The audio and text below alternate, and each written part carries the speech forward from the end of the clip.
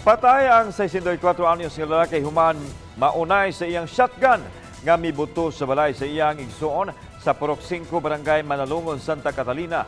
Dead on the spot si Lito Pitulan nga taga Sitio Talutuan, Barangay Kalamtukan, Payawan City.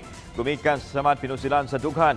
Sa pasiunang investigasyon sa kapulisan, ang biktima uban sa iyang asawa miduaw sa iyang igsuon nga si Simplicio Pitulan aron mangayog bugas.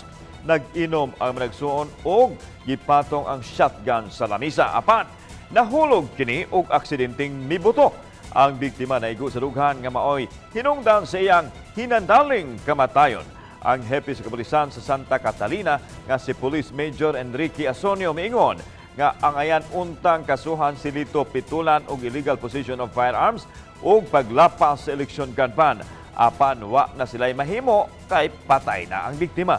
Ang pagtulunan sa maong hitabo nga likayan ang paghupot og armas labi na kon way kasayuran unsaon ang luwas nga paggamit niini.